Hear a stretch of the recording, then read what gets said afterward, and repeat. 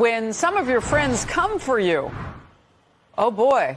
Fellow allies of the district attorney, Fani Willis, want her to step away from the Trump election interference case in Georgia.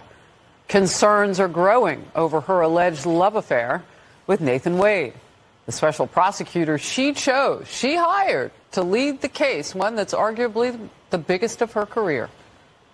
Documents from Wade's divorce proceedings show Wade spent thousands of dollars on lavish vacations and even bought an airline ticket in Fani Willis's name. And this could all come up when Nathan Wade has to testify 2 days from now in his divorce case.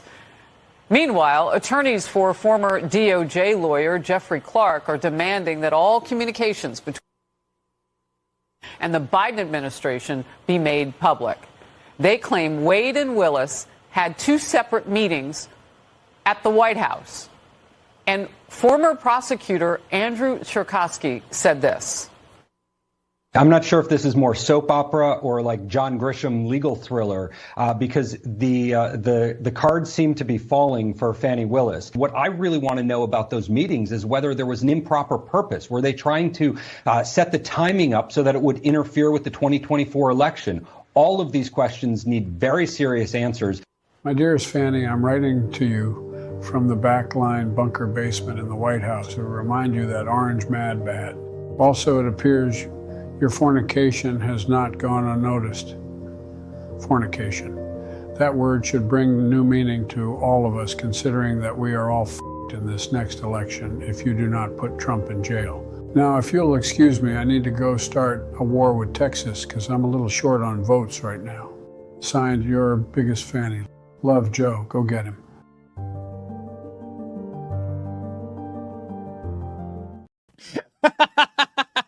One of the best, baby. Good job, Jerry. Today is Wednesday, January 31st, 2024. We've almost made it through January. Will Fani Willis?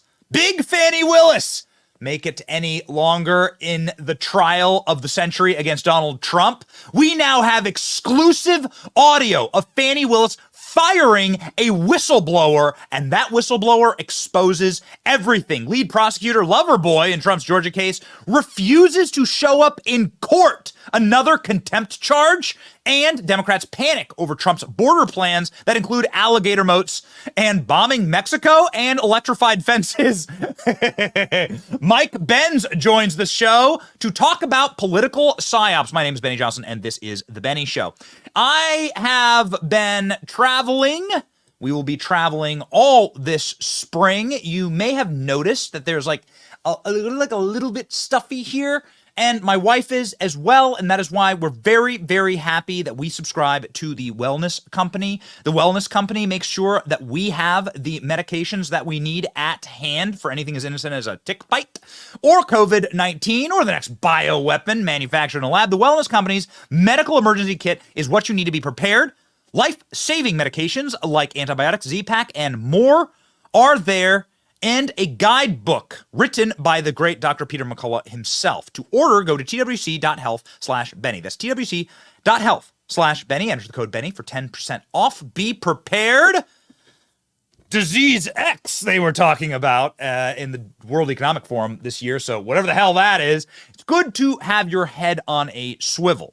Ladies and gentlemen, we may have heads on platters, metaphorically, when it comes to the prosecution of Donald Trump in Georgia. There were so many big news drops this morning, it's actually hard to keep up with them. There are 3 corresponding stories when it comes to big Fani Willis in Georgia, and we have actually moved beyond the funny puns. Now we are looking at actual obstruction of justice from Fani Willis's office, ladies and gentlemen. The House Judiciary actually tweeting about it this morning. You can't make it up, baby. You cannot make it up how corrupt Fani Willis's office is. And that comes directly in line with a member of the squad, Cori Bush, who's now being investigated by the DOJ. And we have all of it for you here in our A block. Let's start with Fani Willis, okay? Because they're the same crimes, okay? Fani Willis using taxpayer money to pay Loverboy is the same thing that Cori Bush, squad member, is being investigated by Joe Biden's DOJ for doing with her Loverboy security staffer. It's amazing, and It is particularly juicy. Georgia Lieutenant Governor Burt Jones announces members of new investigatory committee looking into Fani Willis. Oh, baby. The backlash is here. Now, finally, the Georgia government is looking into the way that Fani Willis is spending her money. Ladies and gentlemen, there was a whistleblower in Fani Willis's office. This audio is brand new as of this morning. Fani Willis fired a whistleblower after being warned that the top aide wanted to misuse federal funds. Fani Willis is, of course, getting paid a massive amount of money to go after Donald Trump in court, and that money is coming from the feds. Fani Willis coordinated with the Biden White House, coordinated with the January 6th committee, and now Fani Willis is firing people who are trying to blow the whistle on her.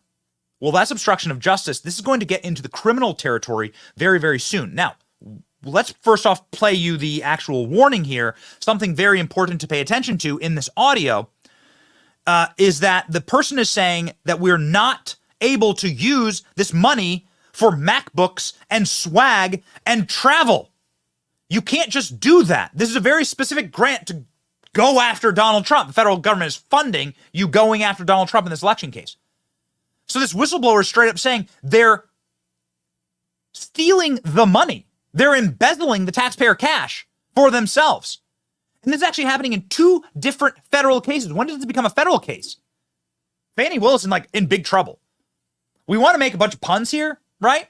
About how Fani Willis maybe having to do hard time, right? But quite literally, Big Fani is in big trouble. Watch. If you had to give me a sentence, what is the sentence theme? Once I told him about his, respectfully and in an email, about his lack of leadership and the fact that he wanted to do things with grants that were impossible. And I kept telling him, we can't do that, and questioning stuff. He would take me off projects, tell people I wasn't doing what I was supposed to because I questioned him. Because I understood, I helped write that grant. I knew what was in that grant. He told everybody in front of Crystal, Deontay, everybody, we're going to get MacBooks, we're going to do that, we're going to get swag, we're going to use it for travel. I said, you cannot do that. It's a very, very specific grant. Took me off. I questioned Junior DA. There's kids in there from out of the county, all this. Took me off Junior DA. I did not want to do it. He made it look as if I wasn't doing what I needed to do because I questioned him.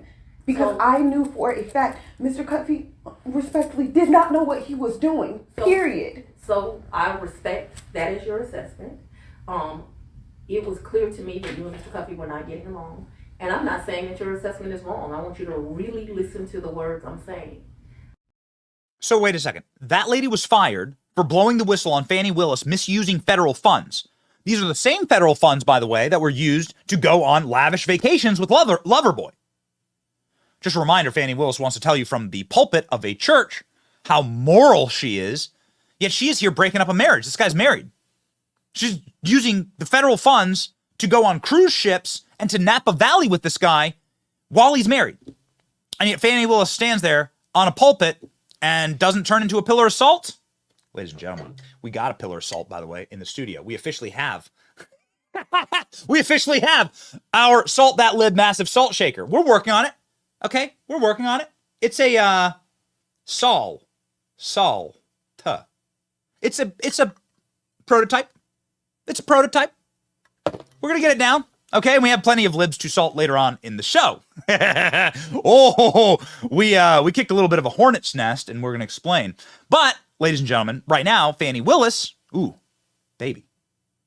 She's the one trying to tell you that she deserves all of your faith and credit because she's a black woman, and black women can't be perfect, but that she is on the road that Christ has laid down for her. Now, I'm not a theologian, not gonna talk about her personal relationship with Jesus Christ. I have my own simple Christian relationship with Jesus Christ. But something that you shouldn't do is use that relationship as a pivoting point to say that immoral things you're doing are moral. That's not how the gospel works. Gospel isn't silly putty that you pat around your immoral activity and going out with a married man and breaking up his marriage and using taxpayer dollars that were meant to be used on a prosecution of Trump, however evil that happens to be, but either way, being misspent. So you can go on cruise ship trips with Loverboy? Baby. That's not the way the gospel works. Speaking here as a simple Christian. Here we go. Fani Willis axed employee who blew whistle on misuse of federal funds. Ooh, man. Embattled Georgia DA has a pattern of ethical violations and abuse of power, misusing funds, whistleblower says. Now, here's something very important about this article. There are recordings. What's that about? So her employees know that there are recordings of her committing these crimes. She's doing crimes and people are taping her. How bad is this going to get for Fani?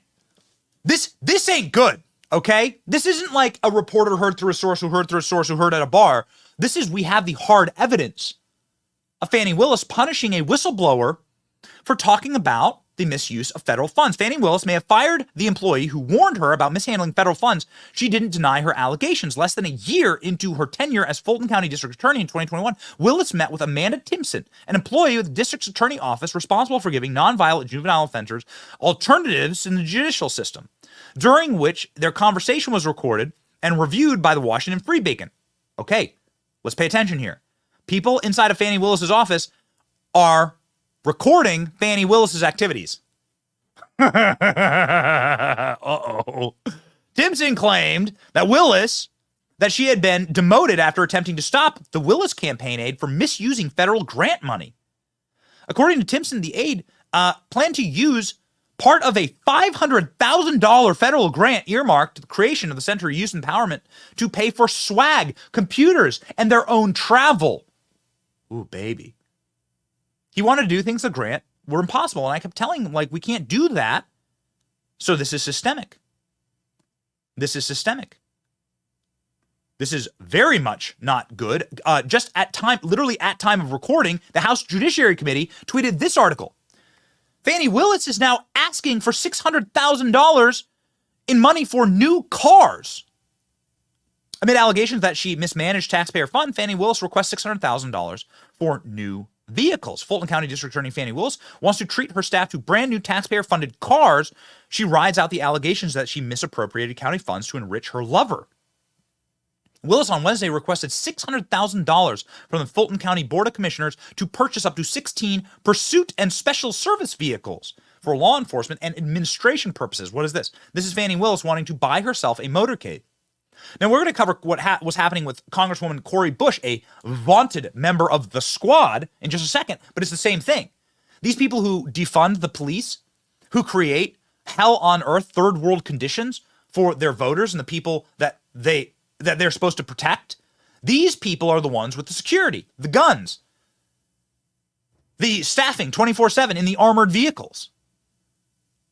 Same as Fani Willis, same as Cori Bush. These stories are happening in parallel, and it's hysterical. It's really funny and ironic, and it's the most entertaining outcome. But ladies and gentlemen, that's not the only thing that happened. Now we know that Fani Willis's lover boy skipped out on his court date. Lover boy apparently did not show up for his scheduled court date yesterday. The lead prosecutor in the Georgia election interference case against Trump dodged a hearing where he likely would have had to testify about allegations of impropriety with the Fulton County DA Fani Willis. This from Axios. What right-wing conspiracy site are you reading? Axios. So Loverboy couldn't face the music. Lead prosecutor in Georgia's 2020 election interference case, former President Trump dodged a hearing Wednesday where he likely would have had to testify about his relationship. Unsubstantiated allegations, blah, blah, blah, jeopardize the high-profile case. Wade and Willis may have all of their charges tossed because of the impropriety. The hearing in Wade's divorce case was canceled after he reached a last-minute settlement with his estranged wife, multiple outlets reported. The arrangement staved off his testimony on the allegations with Willis for now. The Republican political operation co-defendant in the Georgia case made first public accusations of an improper relationship and alleged financial misconduct between Wade and Willis in a filing in January. After Roman's filing, Wade's estranged wife divulged financial statements and a motion on the couple's divorce proceedings, showing that they took 2 airline trips to Miami and San Francisco with Wade during the election probe. the Washington Post reported. Trump's legal team last week cited the allegations in a request to the judge. So this is unraveling very quickly. Trust me when I say this. A guy who is like a greaseball, slip and fall, ambulance chaser lawyer, the guy who like puts his face on the benches where like the bums piss themselves overnight. That's the Nathan Wade. We'll go through a little bit of his pedigree here in a second. But like this kind of guy, he doesn't settle. All right? These guys don't settle cases with their ex-wives. He suddenly settled in an emergency filing. That means we're over the target.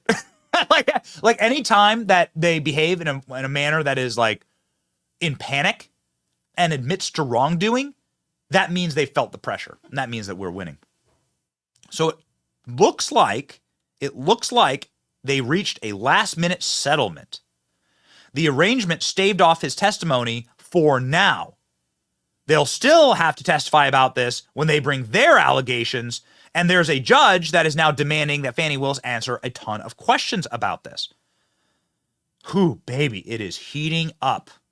This is going to be very, very interesting. The whistleblower angle and the firing of the whistleblower is very interesting because there are actually laws that protect whistleblowers in all 50 states and on a federal level. Fani Willis getting federal money would be in violation of those federal statutes. So that's quite a compelling case. Fani Willis may well be under then federal investigation for punishing a whistleblower that was going to expose her misuse of federal funds. Now, those funds didn't happen to be for the Trump case. This was before the Trump case. I want to make that very clear. But nonetheless, this shows, of course, a pattern for Big Fani. And the residents are now being totally and completely blackpilled as to what their representation legally is up to.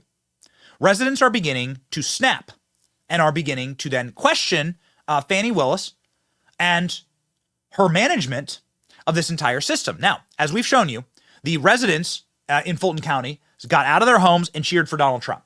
Okay? Like when Donald Trump got the famous mugshot that sits behind me in the studio, the residents left their homes and cheered for him in the street. So these are the kind of people that Fani Willis is dealing with. Now those people are going to public hearings and saying that the only way to get something done is to date Fani Willis in the courtroom. Check this out. It's over. Well, I want to let you know that Derek Blasingame, I'm done with Fulton County fumbling our elections. I'm done with the gross mismanagement of our taxpayer dollars by the Fulton County Democrats on this body. I'm disgusted at the information that is coming out of the district attorney's office as a taxpayer.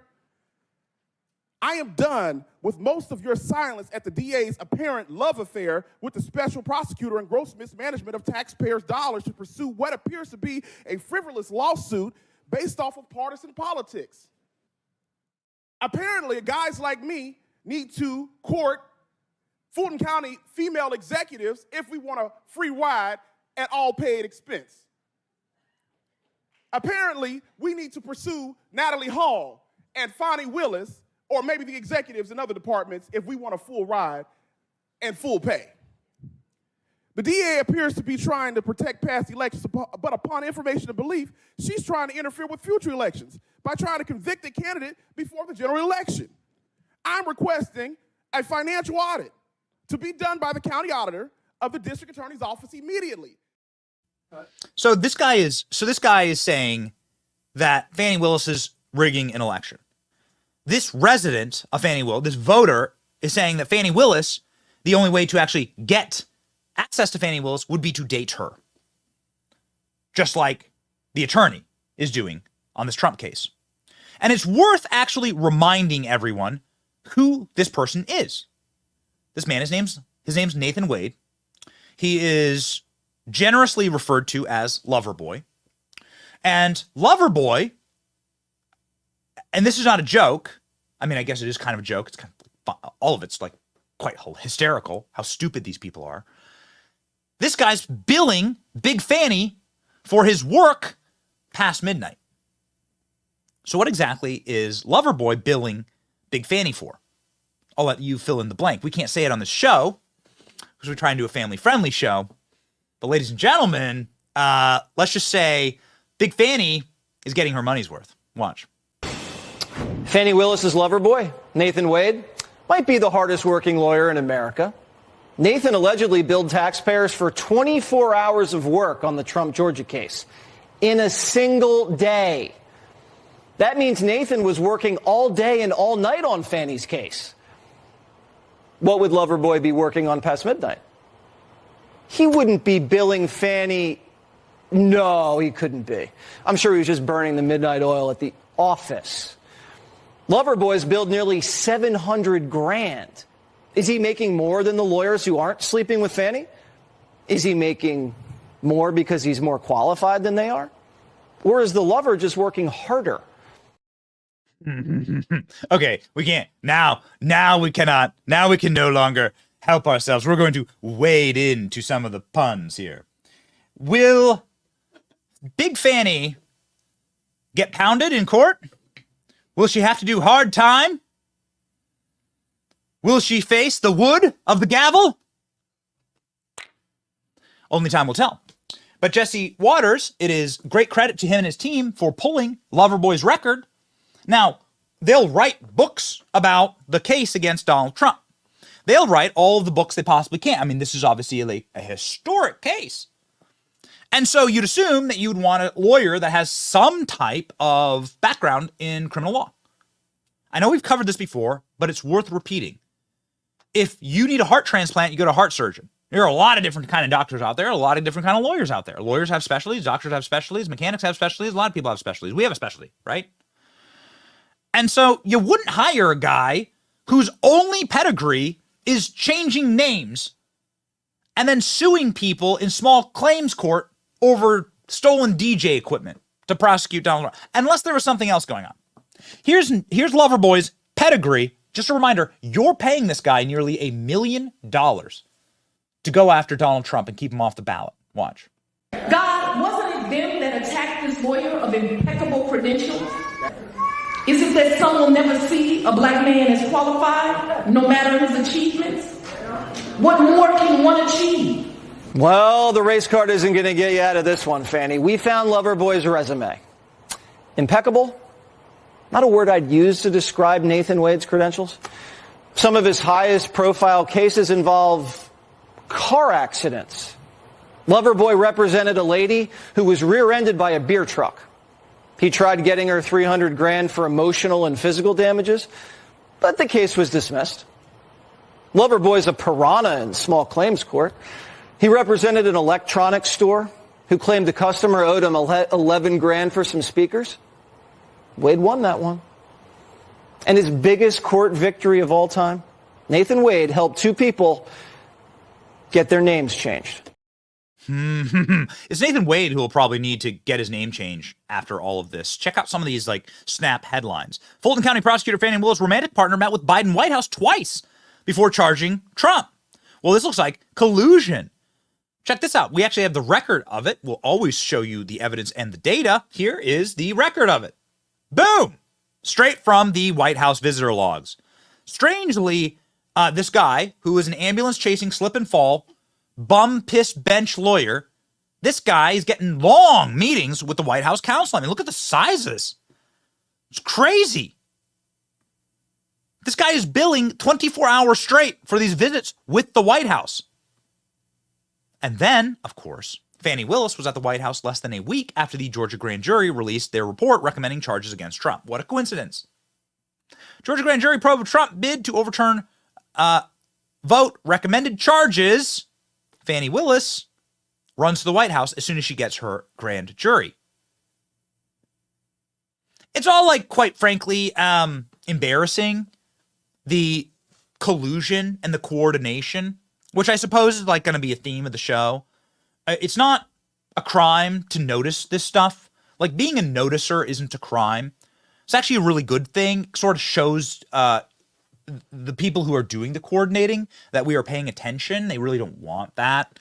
They want us all to act like we're living in a Hallmark movie. It's not. It's actually kind of terrifying. Who are the people, by the way, that Fani Willis used in order to get the conviction of Donald Trump?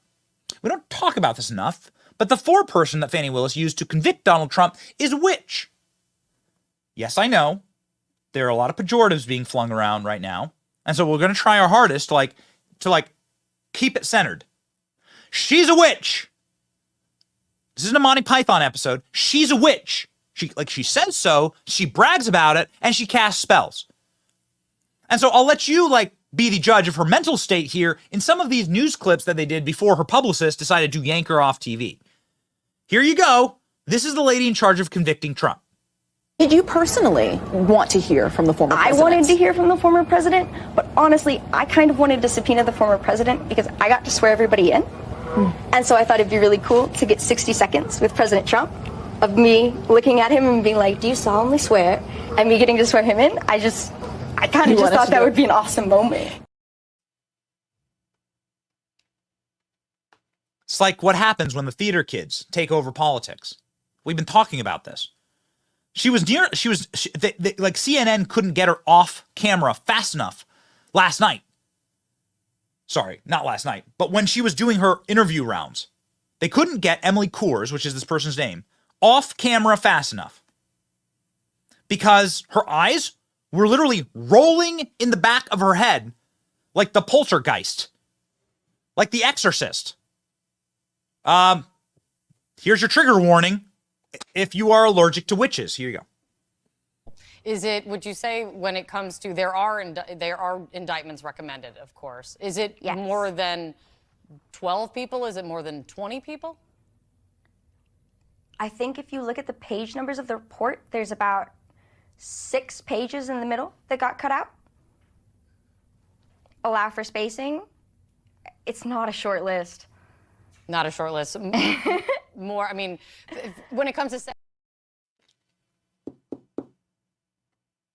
The dramatic zoom. I like it, Rolls Royce. Look at, okay. This is the person that Fani Willis tapped to indict Trump. This is the character of Fani Willis.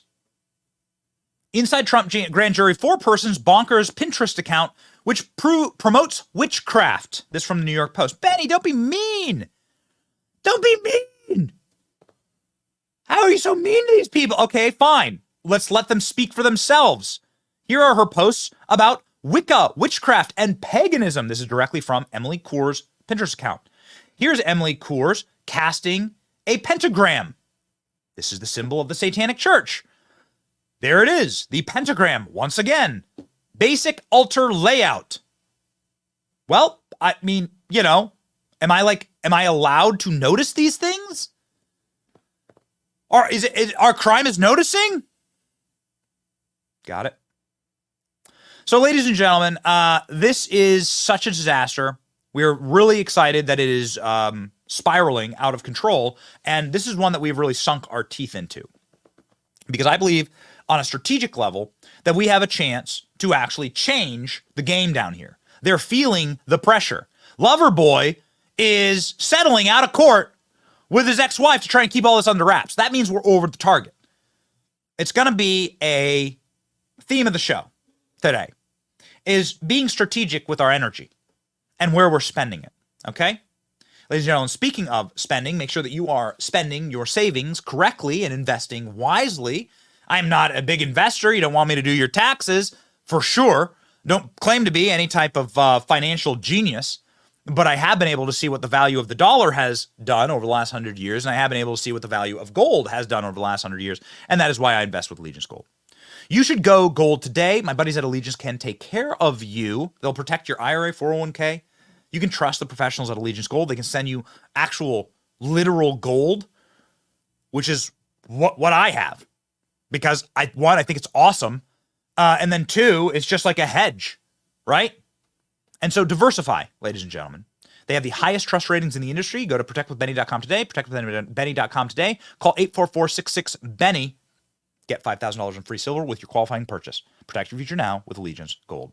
Somebody who should be protecting their future but isn't is a member of the squad who is now under federal investigation, according to the DOJ, named Cori Bush. I don't know if there's anybody watching from the Midwest. If you're watching from Missouri, shout yourself out in the comment section. But Cori Bush represents this part of St. Louis that looks far more like a city that had just been bombed by the Allies in World War II, like carpet bombed. Looks like Dresden. You ever drive through St. Louis? You ever drive through Cori Bush's, what she represents? I mean, it's truly like these places should just be declared disaster zones. And like should have the federal government should go through and like maybe like just bulldoze everything and try and rebuild eventually, because they truly are like third world countries that exist inside of this country. The city of Baltimore is very similar to this. You drive through Baltimore, it's just row after row after row of like bombed out empty shell houses, and the same thing here with St. Louis. Now, I say this obviously because I've gone to this district and I was repulsed by it, but it actually makes sense. The way a representative democracy works is you're going to send people who represent this broke-ass district to Congress, and, well, maybe they're not sending their best, okay? Maybe they're not sending their best. Cori Bush blames right-wing organizations for DOJ investigation that she needed $750,000 in security details to deal with relentless threats. Now, this is like so weird. We talk a lot about the Old Testament here, and we talk a lot about God's justice and how hilarious it is and how entertaining it is at times, right? Various kings like Nebuchadnezzar, like being forced to get on all fours and crawl and eat grass like an animal. I find it particularly interesting because $750,000 is exactly what Loverboy has billed Fani Willis. Where did all that money go? To Cori Bush's Loverboy. It's the same story.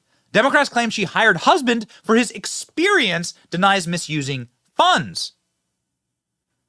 So, okay, this is a hilarious story because Cori Bush herself is inadvertently hilarious. Now, we have here Cori Bush flashback. Is this her talking about BLM? Yeah, okay. When this story first came out, she went on TV, always a bad thing to do. A story showing that she was using hundreds of thousands of dollars, went on TV and tried to defend it. She was paying her boyfriend at the time. This guy has since married Cori Bush, and, thoughts and prayers for this man. But she went on TV and defended it in such a hilariously low information way that it just makes you chuckle. It's just worth like kind of sitting back and laughing. Here's Cori Bush, when this bombshell first dropped, going on and saying, I'm going to spend as much money as I possibly can on my security. And also, we need to defund the police. It's too good. It's not AI, I promise you. We didn't make this up. Watch. The thing, I won't let them get that off. You can't get that off. I'm going to make sure I have security because I know I have had attempts on my life and I have too much work to do. There are too many people that need help right now for me to allow that. So if I end up spending $200,000, if I spend 10 more dollars on it, you know what? I get to be here to do the work. So suck it up, and defunding the police has to happen. We need to defund the police and put that money into social safety nets. It's so good. These people, if they are something, they're not students of history. When Stalin banned private property ownership under the Soviet regime, Stalin made sure that he himself owned multiple lavish palaces in every province of the Soviet Union. He was the largest landowner in the Soviet Union, private landowner. You weren't allowed to go into Stalin's palace. So he banned private ownership of property for everyone else but himself. It is the communist tactic to do these things. And so it is also the communist tactic, of course, to blame your political enemy when you've been caught dead to rights. Another theme of the show, which we'll get to in just a second. So Cori Bush, who says, I will spend tens of hundreds of thousands of quadrillion dollars on my security detail, which what she's saying here is I'm going to launder money to my husband, who will then spend it on me. This is the racket here. It's actually like a really cute miniature version of the Biden crime family. I will bill the taxpayers and then lavish my family with cash, and that kicks it back to me. Bob Menendez, Hunter Biden, Cori Bush, Fani Willis. Are you starting to see a trend? So Cori Bush has followed the Marxist tactic of then scapegoating for her federal crimes here, you and me. She's blaming us for this, which again is textbook. It's incredible. Watch. In recent months, right-wing organizations have lodged baseless complaints against me, peddling notions that I have misused campaign funds to pay for personal security services. That simply is not true. I have complied with all applicable laws and House rules and will continue to prioritize the rules that govern us as federal elected officials. In particular, the nature of these allegations have been around my husband's role on the campaign. In accordance with all applicable rules, I retained my husband as part of my security team to provide security services because he has had extensive experience in this area and is able to provide the necessary services at or below fair market rate. These frivolous complaints have resulted in a number of investigations, some of which are still ongoing. The Federal Election Commission and the House Committee on Ethics are currently reviewing the matter, as is the Department of Justice. The Department of Justice on Monday subpoenaed the House Sergeant-at-Arms for records related to the misuse of funds for private security. When confronted by the media Monday night, Bush insisted that she wasn't the subject of the investigation and scolded reporters. So she lied. This is, of course, no shock. Cori Bush, not the brightest bulb. The investigation follows an ethics watchdog demanding and investigating into the $62,000 she paid her now husband, Courtney Merritt's, from her campaign funds. So this is the same scam. The Biden scam, the Fani Willis scam, Bob Menendez, it's the same scam. Now, there are two things that I wish to add to this, which I think is, we might actually try and defend Cori Bush here. Cori Bush may be the subject of the regime wishing to get some revenge for recent comments. Cori Bush was asked over the past year whether she wants Joe Biden to run for president. Now, Cori Bush isn't particularly powerful, but she's part of the squad, and she's seen as like one of these younger, intersectionally diverse feminist leaders in Congress, okay? Call it what you will. She's being used by the Democratic machine in order to push certain agendas. And so she has some power on those merits. Those intersectionality merits, if you wish to call them that. And so when Cori Bush does an interview and is asked, do you want Joe Biden to run for president? And this is the answer. Tell me that this isn't noticed by Biden's DOJ. And they're not saying, oh, we have a way to get you in line here, lady. Watch. Do you want to see Joe Biden run for a second term? She's going to go. Yeah, that's an easy question. It's not going to take long. Do you want to see Joe Biden run? I don't want to answer that question because we have not, I don't want to answer that question. Okay. I mean, he's the president and he has the right to run for a second term. Absolutely. But I don't want to, I'd rather you not do that answer. So you got like 2 minutes to be in the car. Yeah, I know I got to get to the, well, thanks very much. The other thing. Okay. Appreciate it. Here's the other thing that we wish to say when it comes to Cori Bush. She's not actually good at this. She's not good at the whole numbers game. She was asked about marginal tax rates during a live Fox hit, and it didn't go great. So in her defense, and as somebody who's not great at numbers myself, I have an accountant, I have a CPA, make sure that everything's in line with my taxes. You don't want me doing your taxes, okay? It's good to know your strengths and weaknesses, let's just say, right?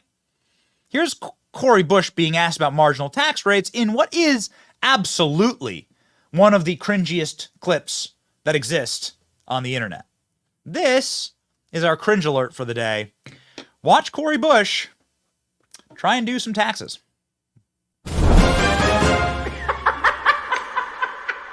Percentage. So you're saying that you're saying that they're paying their fair share is what you're saying? No, I'm asking what percentage is a fair share? Their fair share, the same, if a third of my money is going to taxes, then I think a third of their money should be going to taxes. Well, it does. I'm trying to understand because you realize the effective tax rate on the poor is less than it is on the rich, right? Okay, so first of all, I'm not the poor. I'm very close to that line, but I'm not the poor. Okay, so But the we're effective also tax talking rate on about- the effective tax rate on the middle class Okay. is less than it is on the rich, correct? What fair share would you like to? Never a great sign, right? Never a great sign. The rich pay over 50% of the taxable by the rich. I mean, the top 1% pay more than 50% of the actual revenue to the federal government every single year. The rest of that is made up by the middle class. And I will certainly argue that that money is atrociously misused. But that is where the money comes from. It does not actually come from the poor. And this has always been the psyop about the income tax. The whole reason they were able to get an income tax was because the government lied to people last century and said it will just be for the rich. But in fact, the vast majority of the taxable burden is always shoveled off to the middle class. The rich maybe should pay more in taxes, but the rich have great accountants, offshore accounts, and are smart enough to not pay taxes, to figure out legal ways to not pay taxes. And some people, illegal ways to not pay taxes. Look at Sam Bankman-Fried. But just like Sam Bankman-Fried, you can't get a get-out-of-jail-free card if you're not if you don't have sufficient fealty to the regime. And that is precisely what's happening with Cori Bush, I think. I think that Cori Bush has been super critical of Joe Biden, the regime and his policies, and that they are now committing a vengeance against her because of that. Cori Bush did not toe the line, and now she's seeing what happens. That's what I personally believe. What do you believe? Let me know in the comment section. I'm not saying that Cori Bush behaved ethically. She, of course, did not, obviously. It's the same game. It's just they're picking and choosing who they're prosecuting, just like Donald Trump, for political gain and for leverage, right?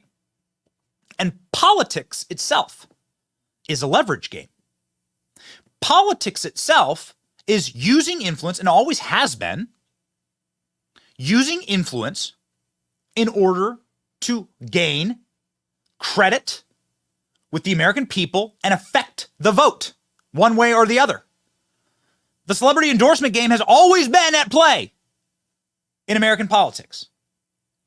And we've created a bit of a crisis in the corporate media ecosystem by simply noticing what's going on in our country.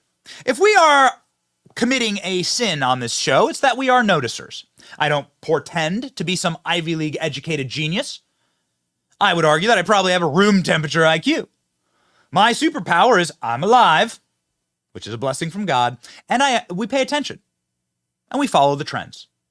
Just like we follow the trends with what's going on with Fani Willis, Cori Bush, how that connects to Bob Menendez, Joe Biden. The trail is there. My grandmother used to say, you're smart, but you're not as smart as you think you are. And everyone can always see the game at stake here. And what is the game that's being set up right now?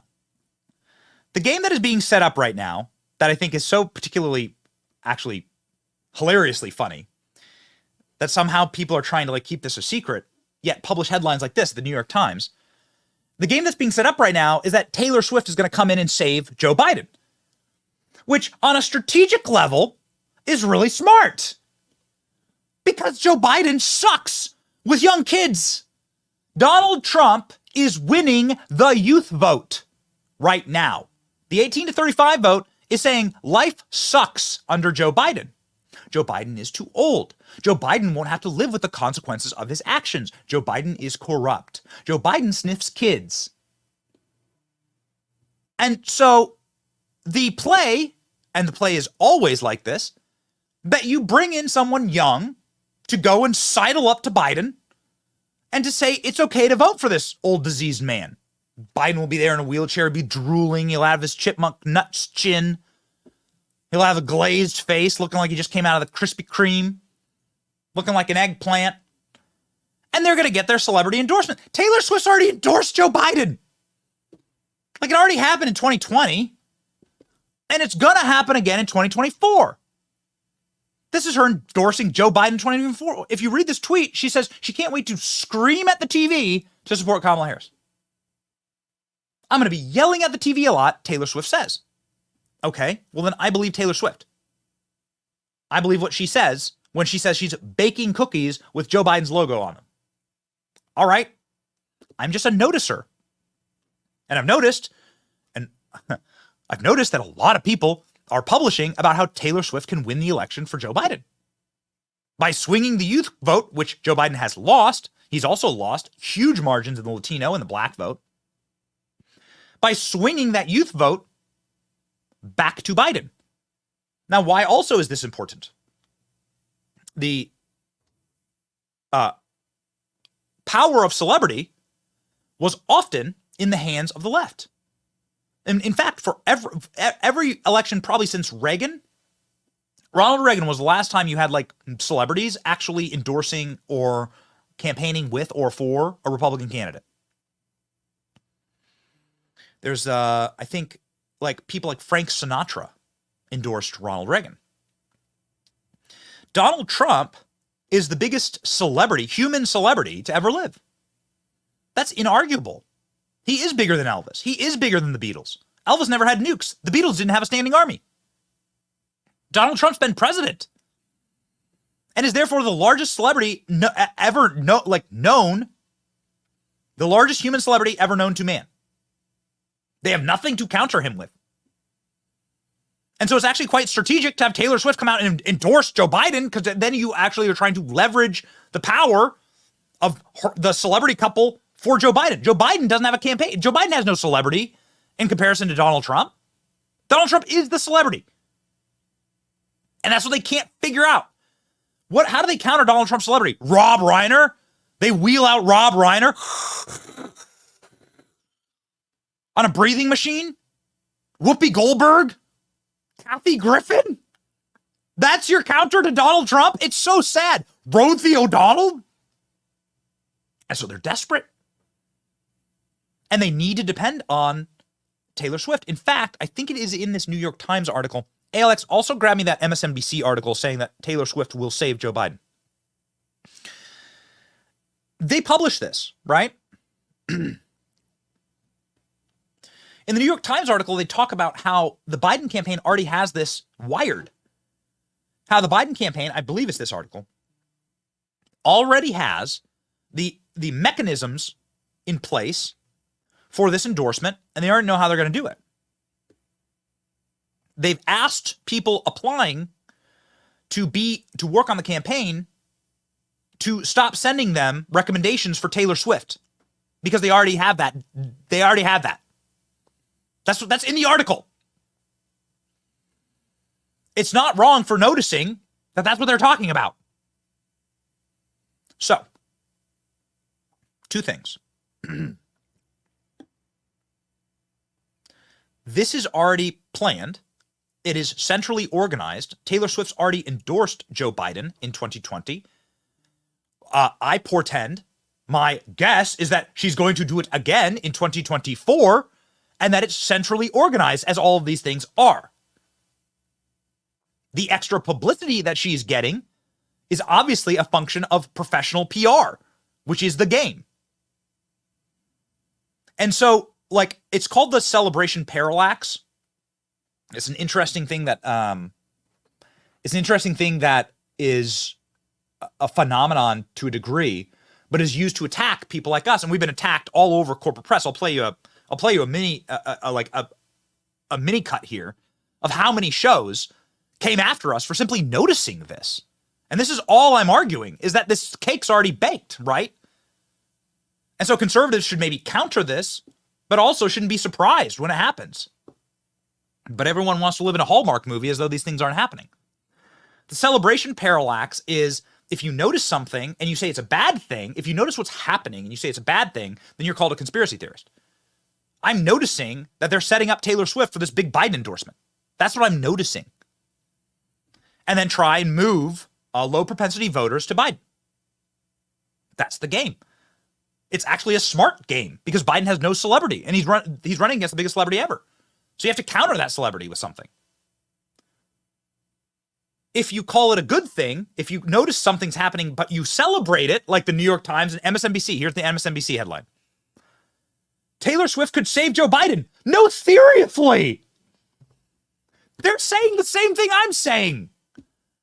I'm saying that it's a bad thing and conservatives should be prepared for this. They should counter-message it. It should not be shocked. We're not living in a Hallmark movie. This stuff isn't organic.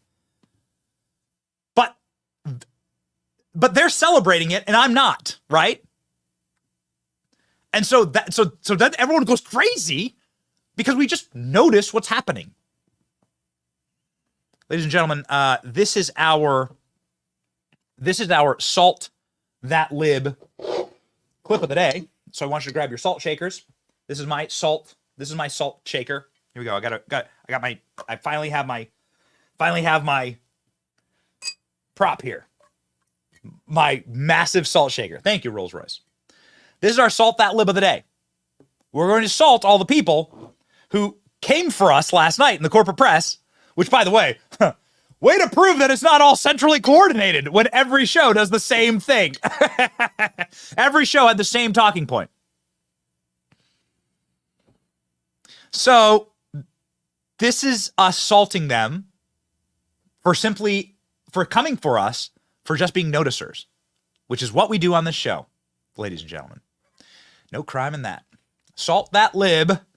Get your salt shakers out. I want to see the comment section filled with salt shakers. We'll put the comments on screen. Let's go.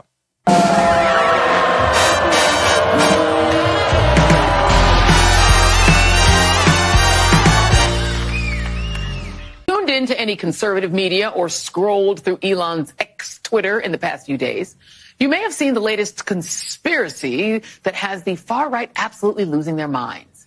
The Taylor Swift Super Bowl isn't making everyone happy because right-wing dinguses like Vivek Ramaswamy are claiming this whole thing is a conspiracy, suggesting that the Super Bowl will be rigged for the Chiefs to set the stage for Taylor Swift's Biden endorsement.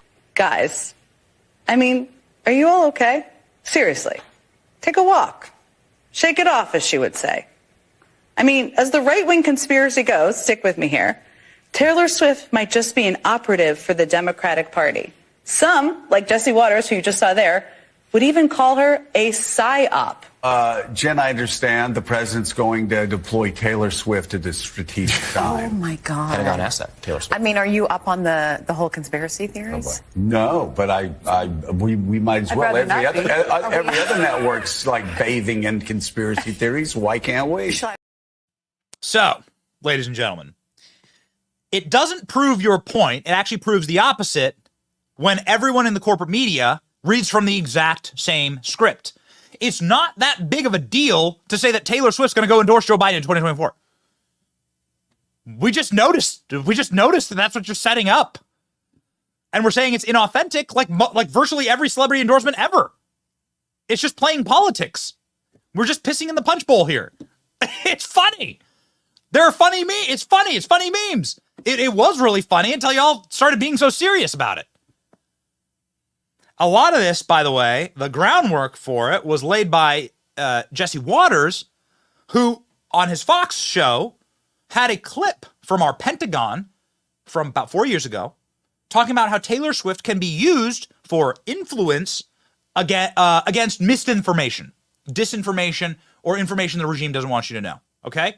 There is no one doubting the authenticity of this clip. Nobody wants to argue the authenticity of the clip or the merits of it.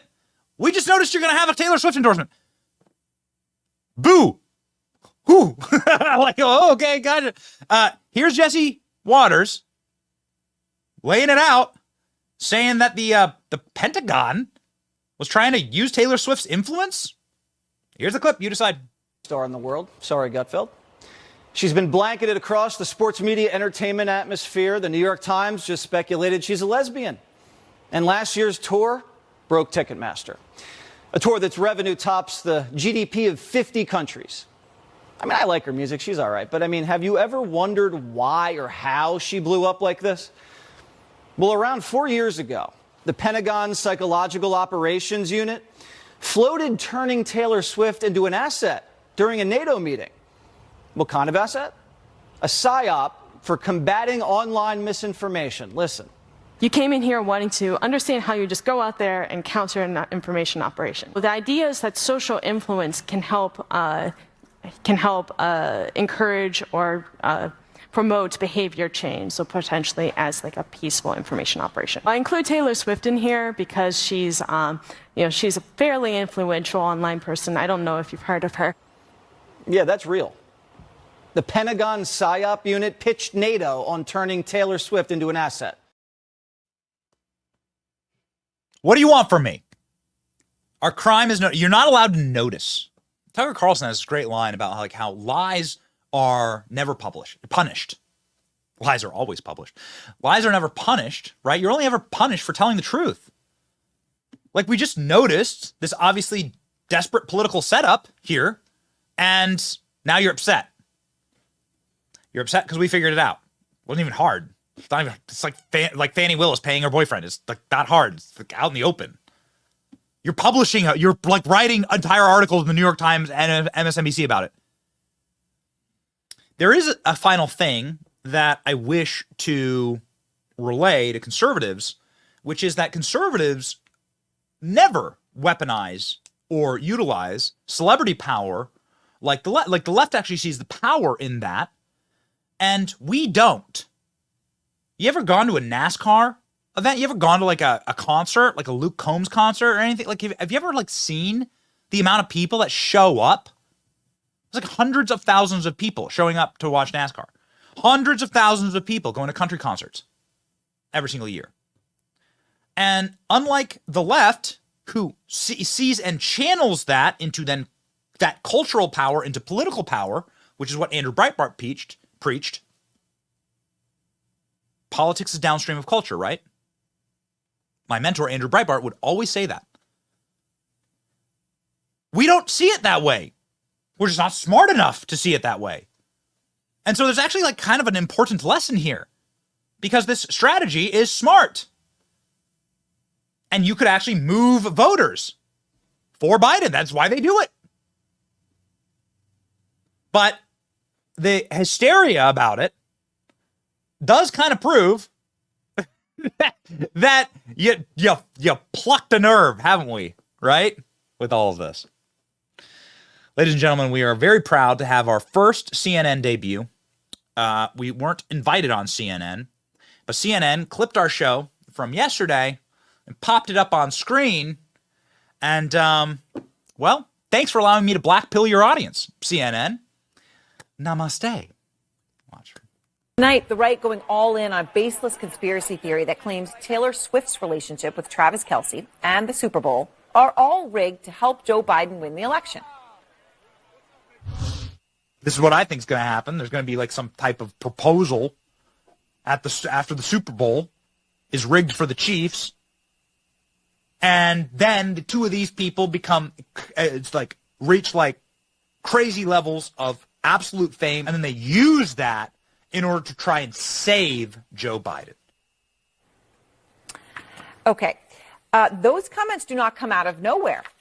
There's a whole lot about this. In fact, the former presidential candidate and top Trump ally, and now a person seemingly campaigning for VP, Vivek Ramaswamy, tweeted, "I wonder who's going to win the Super Bowl next month, and I wonder if there's a major presidential endorsement coming from an artificially, culturally propped up couple this fall."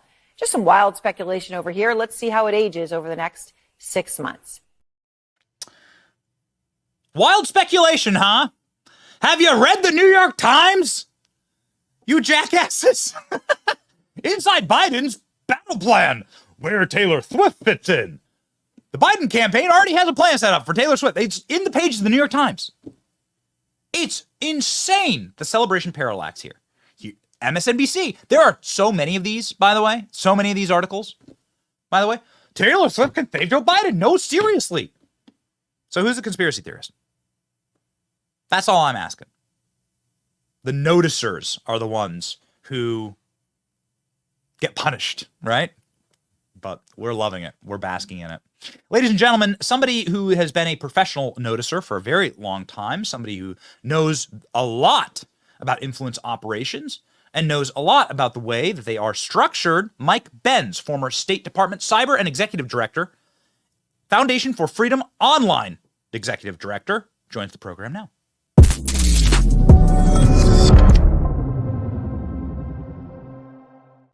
Former State Department cyber and executive director of Foundation for Freedom Online. Sorry, Mike.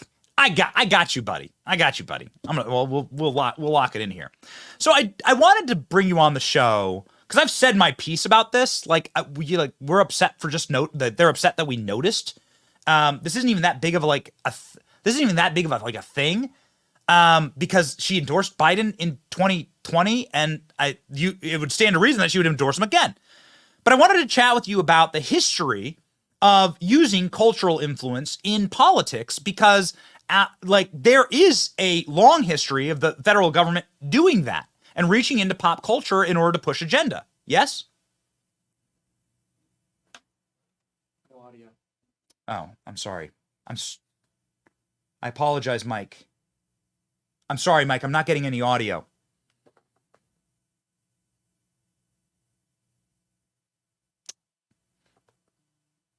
I'm sorry, ladies and gentlemen. We love Mike Benz. We encourage you to follow him.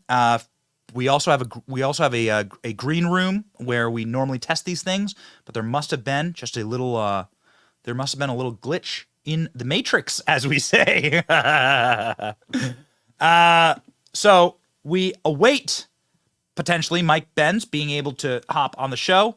It is worth also stating that my producer is telling me he's reconnecting right now. A recent guest on our program was a Christian veteran who beheaded a satanic statue in the Iowa Capitol. He's been charged with a hate crime now. I want you to know that when we talk about the spiritual battles that we fight on this program, that they are real, and that you can, apparently in America, tear down statues of George Washington, Thomas Jefferson, the founding fathers. You can rip down statues of Christopher Columbus, who came to this continent, right, in the name of Christendom. Yet if you come for a statue of Satan, well, then you'll be charged with a hate crime. Check this out. Michael Cassidy been charged with a hate crime for beheading the statue of Satan at the Iowa State Capitol. Cassidy drove up to Iowa after the satanic display was erected in the state capitol, took it down. He was arraigned on February 15th. He will be arraigned for correction on February 15th. Polk County prosecutors charged Cassidy with a felony third-degree criminal mischief, saying that he acted in violation of individual rights under the Iowa State hate crime statute, Des Moines Register reports. This is pretty humiliating, by the way, for a fellow Iowan here. Iowa was where I was raised, where I went to school. I cannot believe how far my state has fallen just for putting the statue up, alone with now going after this Christian veteran for hate crime charges against Satan. So so Christians are being charged with hate crimes against Satan. Are we living in the end times? Ladies and gentlemen, I'm told that Mike Benz may now be good. Sorry, Mike. I've returned. Sorry about that. No, yeah. It's all good. My apologies, man. I'm just not gonna. I want to hear all your in-depth wisdom, and you have plenty of it to share. But we have to do that with audio on. Yeah. So Mike, the setup here is Ronald Reagan went to Michael Jackson. Elvis was in the Nixon White House, right? Elvis was federalized against the war on drugs, and they've used celebrity status. Regimes have used celebrity status in order to push agenda for a very long time. There's nothing strange about this, no? Oh, totally. I mean, Marilyn Monroe was rolled out by the Pentagon for the war effort. Greta Garbo was instrumentalized by the State Department. There is a multi-decade history dating back to the 1940s with the CIA and State Department deploying jazz diplomacy to try to swing the politics of African nations, to the classical music concerts put on by CIA cutouts like the Congress for Cultural Freedom, which were hosted in France and Italy during the Cold War, to even the rock music concerts sponsored by the State Department and CIA cutouts in Germany to try to swing the hearts and minds of people in West and East Germany during the struggle of spy versus spy in the 1980s. In fact, on my timeline on X, I just did a multi-hour deep dive on the Serbian revolution that was sponsored to the tune of $77 million to the political opposition in Serbia in 1999 to overthrow Slobodan Milosevic and the role of music in that revolution. But I actually, there's another element here that it might be useful to add to from a clip that you played earlier, which was the Jesse Waters clip that sort of kicked off this whole news cycle. So I'm actually the one who found that clip and put it out, and then Jesse Waters contacted me, and I wasn't able to make the show that day, and so he sort of presented it without mentioning my role in finding it within this 3-hour NATO stream, and he sort of misrepresented. I did not know that. Yeah. So that whole thing actually came from me, but that's okay. I think he's a great guy. I just think because the other part is he didn't quite contextualize it accurately, and there were some misstatements that might be useful to clarify here. So first of all, this was at a NATO psychological operations panel. I was watching this because it occurred in August 2019, which was right at the time when the intelligence services and the Pentagon were doing what I call the foreign to domestic switcheroo on censorship, which is when they took all this Russiagate censorship infrastructure to censor Russian bots and trolls and then transitioned it to basically Trump supporters ahead of the 2020 election. And it was right in this critical time period. And there were a number of, and this was a panel from the NATO Center of Excellence, and it's the Center of Excellence in Psychological Resilience and Strategic Communications. It was set up in order to swing hearts and minds explicitly as a PSYOP cell within NATO when they transitioned into what they call hybrid warfare, which is the doctrine that expanded their mandate from tanks to tweets, and that's their explicit phrasing, when NATO went from being about kinetic warfare to being primarily about psychological warfare. And so they set up these centers of excellence as a way to basically control the internal politics of countries in Eastern Europe, Latvia, Lithuania, Estonia, all the way into Germany. So I was watching this on a stream when I noticed that these Pentagon contractors were mentioning Taylor Swift as a potentially useful asset for NATO to win their own sort of psychological war going on in Central and Eastern Europe. That's sort of the backdrop of it, which is to say that it was not the Pentagon explicitly saying this. These were Pentagon contractors. So, for example, the woman in this clip that's featured there worked for a company called Graphica. Now, Graphica got $7 million in grants from the Pentagon to do PSYOPs work. They were incubated in the Pentagon's Minerva initiative, which is the psychological warfare research unit to help the Pentagon come up with ideas for psychological operations. And Graphica would then be deployed in January 2020 as one of the first institutions in the world to begin censorship of COVID-19. They have a very deep, dark history of working with the biosecurity state and of working with basically the national security state to control the internal politics of countries, to prevent people from voting Pentagon priorities out of power. And the real scandal here to me is not even about Taylor Swift and all of this, and it's not even about the political weaponization of celebrities, which is a natural part. I mean, you can bet that Trump is using the Snoop Dogg endorsement in commercials in the year ahead. That is normal hard-nosed politics to have the sort of partisan utilization of celebrity. To me, the real scandal here is the institutional weaponization of celebrity. The fact is NATO is not supposed to be a Democrat or a Republican institution. It's not even supposed to be a political animal at all. It's the fact that it represents the Western military alliance is supposed to be because it serves at the whim of the civilians who vote for it. It is supposed to be an arm of the government, not the brain of the government. And when the military moves into the media space and says we need to use this to control elections, because there are two things that Jesse Waters left out of that are very important. First of all, in that panel, and I have this pulled up at the top of my timeline. If you go to my X profile at Mike Ben Cyber, you'll see the very top tweet there says has a picture of Taylor Swift in this NATO psychological operations panel. And it says, goal, identify key actors to train and spread desired messaging.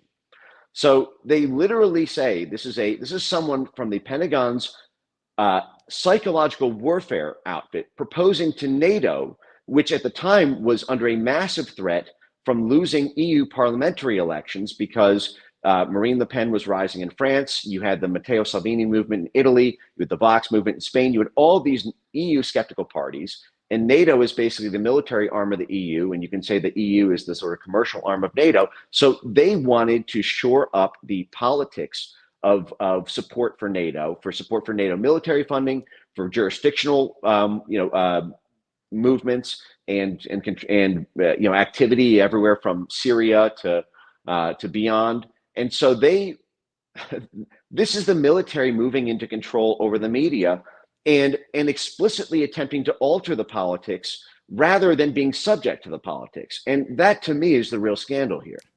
I think that like and I don't want to get caught in the drama of this because it includes celebrities and names and things like that. I think that's more of a distraction. And what you just described is something that we all lived through in the last 2 years of the Ukraine war, which I think is absolutely fascinating. Like my alarm bells are going off like crazy because this was clearly something that was being utilized, and there were a lot of muscles being put into swaying public opinion on this war. Now, the one thing that's obviously a glaring red siren that should be the most shocking thing, the most shocking story of the last 100 years is the NSA reading Tucker Carlson's emails when he was trying to set up an interview with Vladimir Putin. Now, this is before the Ukraine war, but nonetheless, they stepped in to say, you can't do that, which is wild, right? And then from that, of course, from that overreach, then you see centralized messaging about Ukraine. All of it lies, right? We're winning the war and Russia's losing the war. That's not true. Ukraine will get all the land back. No, like the realities have now set in. And that's like what you just described here. So it's actually far more pernicious than some celebrity endorsement. Yeah, it basically overturns everything that gave democracy its legitimacy. The idea of a civilian-run government and of civilian-run media, rather than the guys with guns controlling the government. When the military basically puts designs for its own agenda to control the government and to work against the civilians rather than essentially obeying the civilians or following the flow of what civilians vote for, then you essentially have a kind of military class, a kind of military junta that essentially controls the politics of a country. And we see this in other countries that are essentially U.S. vassal states. This happened in Pakistan, for example. Pakistan was the classic sort of U.S. vassal state during the 1970s and 80s when they were used as a way for us to basically package military operations against the Soviets by using the Mujahideen as a proxy group there. And Pakistan's government has what they call a hybrid government, which is kind of interesting in the sense that they have a democratically elected prime minister, but that prime minister is forbidden from conducting essentially certain aspects of foreign affairs, and military and intelligence and security affairs are completely the domain of the military side of the government. And so there's basically bumper cars on what the people can vote to do in Pakistan because the military side of that hybrid government has dominion there. And when the recently elected when the most popular prime minister in decades, Imran Khan in Pakistan, was elected and decided that the people of Pakistan wanted to go a different path than the military establishment, he was tossed out of office, first in a no confidence vote by the parliament there, but it was essentially orchestrated by the military junta after a U.S. State Department cable, and they Donald Trumped him. They hit him with 197 felony charges. He just got sentenced to 14 years in prison, and the U.S. State Department has been essentially saying that Pakistan should not even hold elections again in the short term because it's so obvious that Imran Khan would win that they need to postpone elections until he's in jail, and he just got put in jail. And so, these are our partners, and it's essentially just a small scale version of what we now have in the United States. So that begs the question, and I do want your assessment on this because we began the show with Fani Willis and the quick decay of what's happening in Georgia. And I think things are beginning to spiral into like the containment level of like things are going south very quickly on this attempt to put Donald Trump in prison. When you look at the greater overall landscape of what the legal challenges Donald Trump is facing, what do you see as the strategic strong points and the weak points?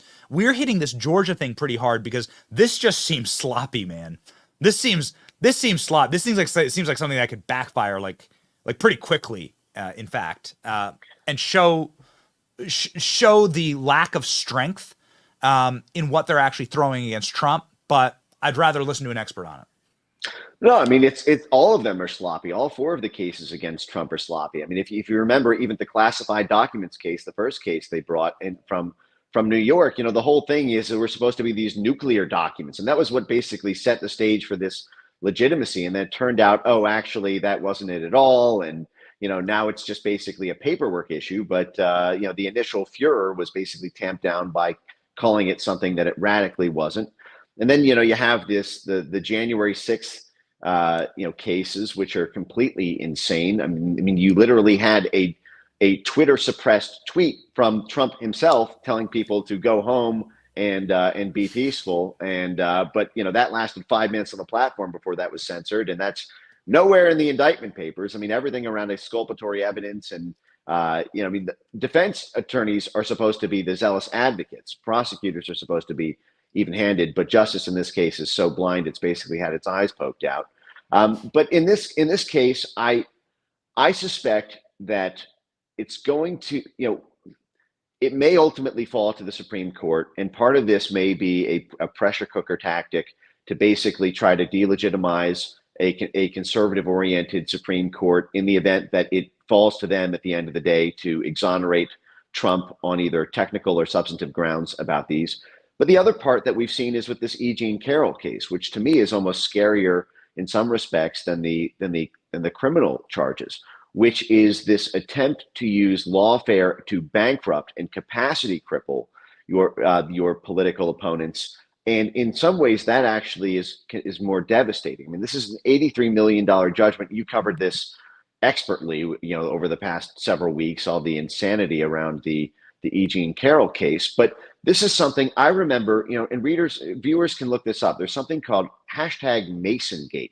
Masongate. It refers to a guy named Paul Mason, who several years ago, after working for British intelligence, devised a plan to try to bankrupt left-wing anti-war news institutions who were delegitimizing NATO's operations in Ukraine. And Paul Mason proposed to a series of academics and NGO representatives a three-part plan to try to stop opposition news to essentially to NATO. And the first was we get these people kicked off social media. And if we can't do that, get them debanked. And if we can't do that, find a sympathetic plaintiff to bring and you've heard of this as, quote, the nuclear option, to find a sympathetic plaintiff to drive these news outlets into bankruptcy through a defamation case. And so this is British intelligence explicitly plotting to take out civilians in the news industry through organized lawfare on BS civil tort claims, because you don't, if somebody's broke, they're as politically dead as if they're in jail. And the fact that you've seen this weaponized now so many times, this Paul Mason strategy here in the U.S., from Nina Jankowicz suing Fox News for defamation, over calling her exactly what she was, a disinformation artist, designated a disinformation expert, from Ray Epps, from the Dominion case. Time and time again, every time these people get in trouble, they try to flip it with these totally BS defamation cases that are totally rigged, because people aren't even able, when they bring in a sympathetic jurisdiction, people aren't even able to present their defense. Like Trump wasn't able to present his defense in the in this E. Jean Carroll case, and there are many similar examples of that. So it's a kangaroo court bankruptcy strategy, and I think that they will be emboldened by the E. Jean Carroll case to try to drive that up in order to cripple both Trump at the campaign level and and at the operational level. So this ties in very nicely to my final question for you about Elon Musk and what's happening in Delaware. So, I guess the takeaway is don't ever register your business in a Democrat state. Delaware's supposed to be really good for corporations. That was a lie. And Elon Musk just had his $55 billion compensation package, I think, struck down by a judge in Delaware. I don't know if you've been following this very closely, but it really does sound like it's in the exact same vein. And my follow-up to that question is then how quickly then does that pivot to defamation cases against Elon Musk? No, I mean, that's totally shocking to me. I started my career, it was spending 8 years doing big law, corporate law in New York. I mean, it was incorporating in Delaware was not even a question. Everybody did it. Every client you represent, you organize everything in Delaware. It was supposed to be the sort of stronghold for respecting, meetings of the minds, independent arm's length agreements between, within a corporation and between a corporation and its shareholders. I would say it goes even bigger than just sort of Democrat Republican. I think that this has to do with the foreign policy establishment and the DC Uniparty. I could see Texas, for example. Texas is very divided right now. I mean, in addition to the sort of purple state threat from the mass flooding of illegal migrants into the country, you have the fact that Dade Phelan and the Republican-controlled Texas State Assembly impeached the MAGA populist state attorney general, Ken Paxton, just earlier this year. In terms of this capacity crippling strategy to try to basically kill Elon Musk's wealth in order to kill his power projection, I could see that coming to Texas, not just if Democrats take control, but if the sort of Dick Cheney, Jeb Bush arm of the Texas power structure is able to successfully wedge out the populist side. So there's no state that's safe here. This is going to be a battle that we're going to be in for generations to come as we struggle to fight against our own national security state and determining the civilian judgment on what the national security state should do. I mean, it really is absolutely astonishing and wild times. I wish that we had more time, Mike. I love speaking with you because you actually speak from a font of knowledge about these issues, and we learned so very much. Godspeed, sir. Ladies and gentlemen, everyone needs to go follow Mike Benz Cyber on X. Here's his account. You won't be disappointed. 140,000 followers, 140,000 patriotic Americans, can't be wrong. And he takes great photos of the sunset or sunrise. Thank you, Benny. Have a great day. Bye, Mike. Godspeed.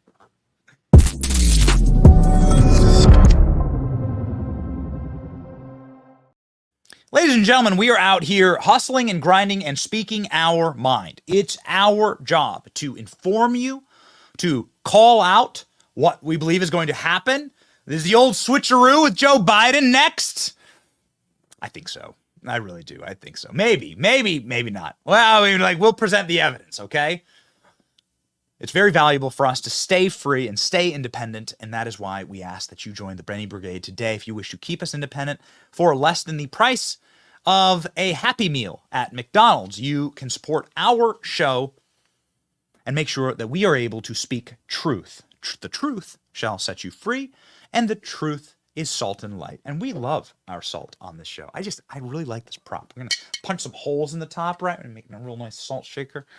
Maybe put some fake snow in it. We need salt all over the studio. Bryce is over here having a panic attack. We don't even have a vacuum cleaner. Ladies and gentlemen, we out you, okay? Maybe if you support the Benny Brigade, we can buy a vacuum cleaner for the studio. Please consider going to BennyJohnson.com today /brigade to support independent journalism. We will never leave you with anything other than uplifting. It is our job, actually, not just to declare how so many things that are wrong with the world or broken with the world, but to also tell you what's right. And with that, we go to our verse of the day, Matthew 19. But Jesus looked at them and said, with man, this is impossible, but with God, all things are possible. Be at peace today. Know that when you see some of the evil in our world, and we certainly do live in the Sodom and Gomorrah of our times, when you see that evil, and when it seems like there's nothing we can do about it, all things are possible with God. That is our charge. March forward. It's your boy Benny, fighting right alongside you. See ya.